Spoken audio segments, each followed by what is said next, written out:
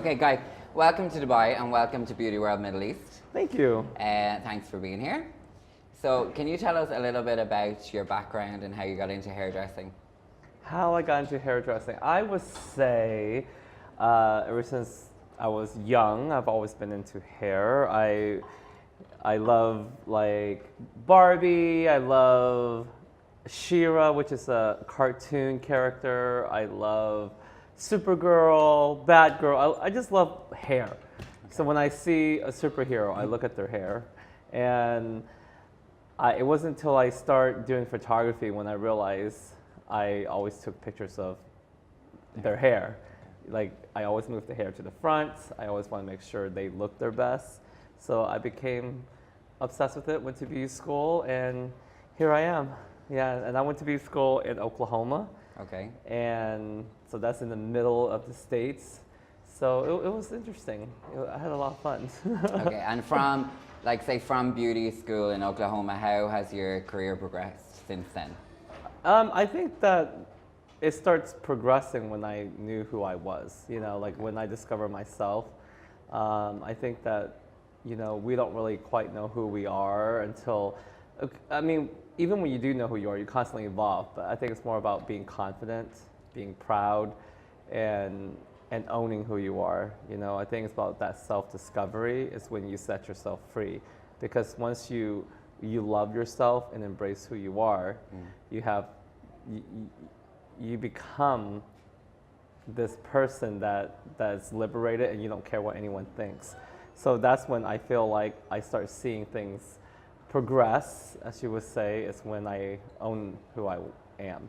Okay. So. And you're a brand ambassador for Olaplex. So that's obviously a highlight. Yeah, that's the title they like to give me, but I'm not a title person. I just like to call myself Guy Tang. Okay. And you just launched your own color line, My Identity, right? My Identity. Yeah. My Identity, sorry. So can you tell it, like, how did that come about? Why did you decide you wanted to have your own color?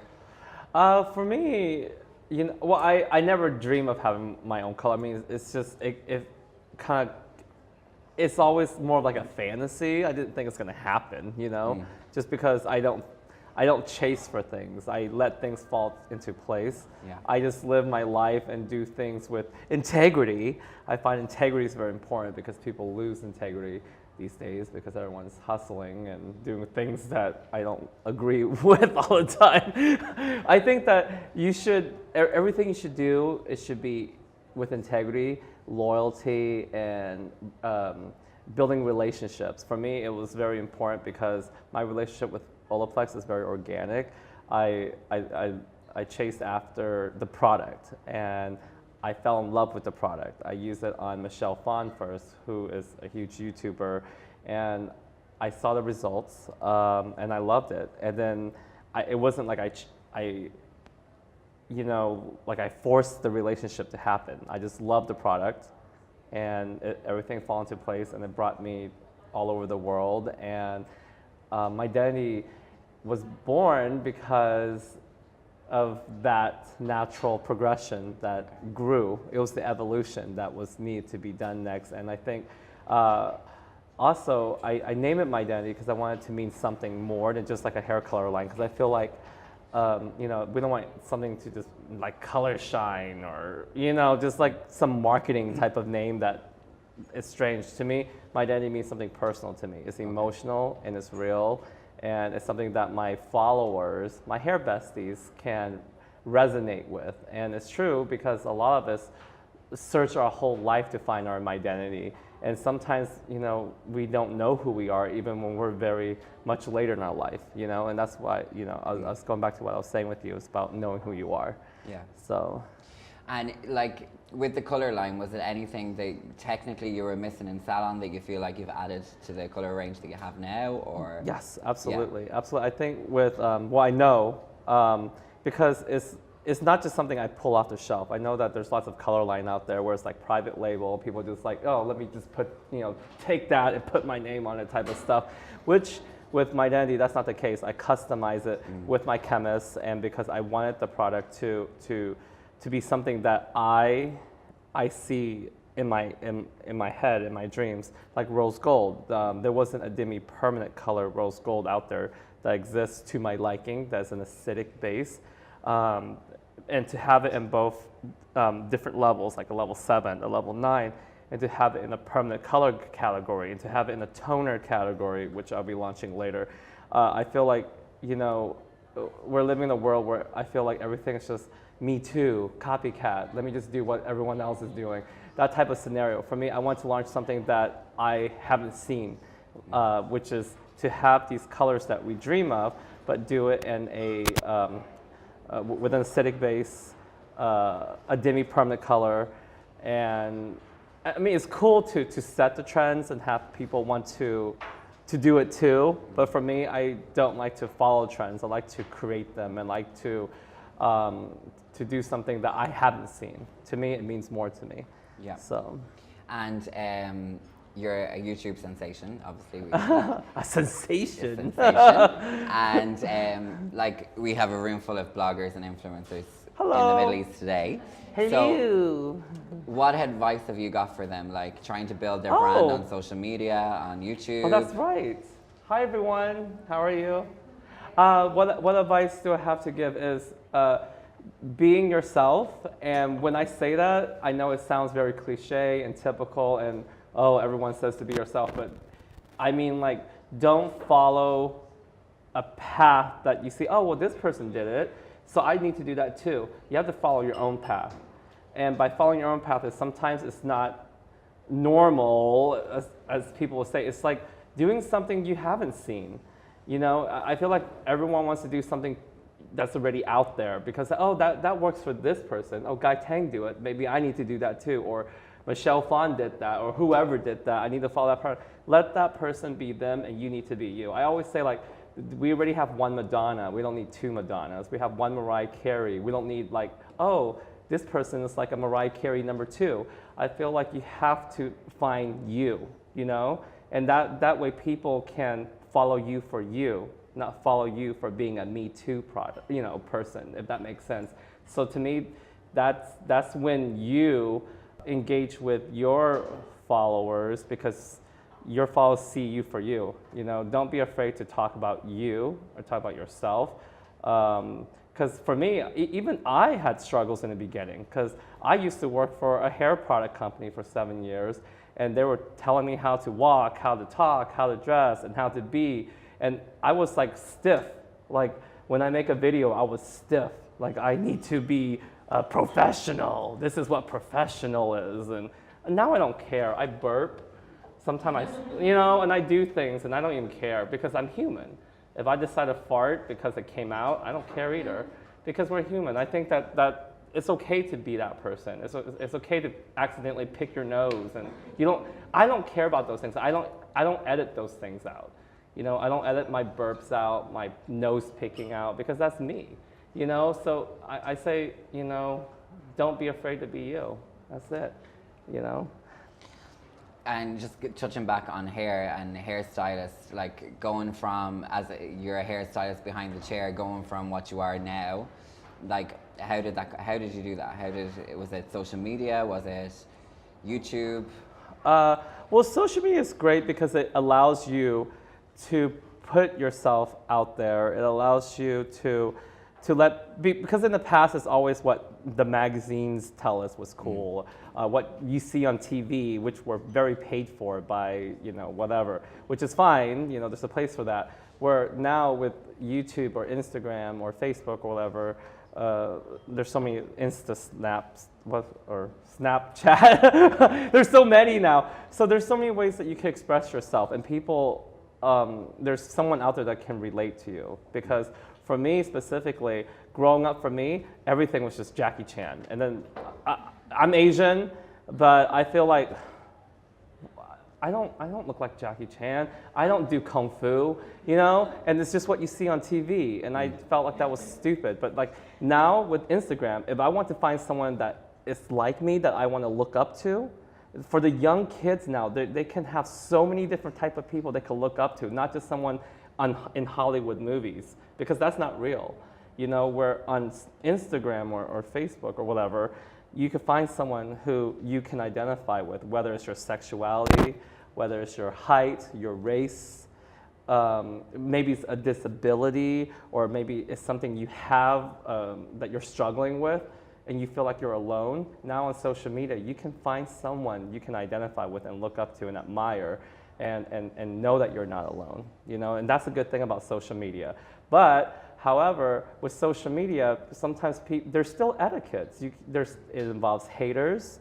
It involves people not knowing how to communicate, and they'll just say, "You're ugly, you're stupid," or "Your work sucks," or you know, they'll say things that you can't take that personal. No, sure. For me, it's very hard for many bloggers or social media people to first put themselves out there, because you are being judged by hundreds and thousands of people, and immediately you feel scared because people are judging you. But now you have to be aware of that. So you have to find yourself and be proud of it, and not let those haters or anyone affect you. You know, because you need to free yourself from that. So there's benefits to social media, but there's also that other side. Which, I mean, to me, I think it's great because of YouTube, I am where I am. I wouldn't say, everyone's worried about being Insta famous, and I think that when I say hustle, I mean like a lot of people just try so hard, and I say, how about just work hard? Let your work speak for itself, and be yourself while you're doing it, versus trying to be something you're not just so you could get famous, you know what I'm saying? Yeah. Or try to over network. Oh, let me be friends with you, and let me talk to you even though I don't like you. I don't think that's how it should work. I think just be you, have a good time, and when someone connects with you, you connect naturally. To me, it's all about being authentic and letting things fall into place versus trying to make things fall into place. You can't make someone love you. Someone will connect with you when they do. You know what I'm saying? Yeah. So. Okay. Hair color now. What would you say the trends are, or what changes have you seen in the last couple of years that are interesting? Or you know, I was originally known, I think 5 years ago, for my ombres. Ombres was really popular. Yeah. At that time, ombres, a lot of the consumers or people who didn't do hair, or even people who did hair, hated it because they saw ombre as dip dye. It's like, oh, why would you want grown out roots? It looks so stupid, or whatever. That's what people were saying back then. But when they started seeing the way I did ombres, I took girls that were Latina, Asian, Middle Eastern, anyone with level 5 and below hair, anyone with black hair, I turned them platinum blonde with a seamless transition from black to platinum blonde in like one day, 8 hours, and it was so blended. And I was known for that. And then all of a sudden, you know, there's so many wonderful people that caught on to it, like my friend Cassie Ho, who's on YouTube, Blockalati. She has like so many followers, like I think 4 million maybe on YouTube. And then Michelle Phan and a whole bunch of other folks that wanted to come get their hair done by me. And I was very honored. You know, they found me through YouTube, and I did their hair. And then now we're really good friends. We're like best friends. We text each other all the time. So we have a good relationship. So to me, it was, it's not like I forced to work with them. They wanted to work with me, and then we became friends naturally. So I guess about your question was about the trends and everything like that. So then after the ombre, it was the balayage. So then after we did, I started doing balayage, it was more like, how do you do it? How do you paint the colors on to be so blended? I was the one that made all these free videos. They were non-sponsored. At this time, no company ever supported me. No hair company would like send me products or pay me to talk about their products. I went out there with my own money, which I'm proud of. And the reason why I'm proud of to say that is because a lot of people tend to be proud of to be saying, oh, I was sponsored. But to me, I didn't care about that, especially at that time. I care about actually educating and sharing knowledge, because it's about breaking those stereotypes of a bad ombre or a bad balayage. Because if I didn't do that, I feel like we wouldn't see that evolution in today's craft with balayage. Now, everybody wants the balayage, especially all over the US and Europe. And then after that, we have metallics. And then I partnered with Kenra at that time, and we did metallics. And then you have Olaplex, that it was revolutionary because it changed the way we color hair. We're able to have blonde hair that was more healthier and not as compromised. And then now I launched my identity, so we're having rose gold. And even though I did rose gold years ago, at that time, people didn't get it, how to formulate it. So then I start mixing several things, like 5 different formulas, just to create a rose gold color with multiple layers of color. But now I decide to, when I launch my identity, I want to be already pre-blended in one tube. So that way you could grab the tube and you get that beautiful rose gold color. So that's what's really cool about it. You have the dusty lavender, rose gold, and then you're gonna see within next month, you're gonna see like a lot of ice gold tones. It's gonna see like icy golds. Ash colors are always gonna be popular just because people of darker hair don't like to see orange. No. They hate orange, brassy hair.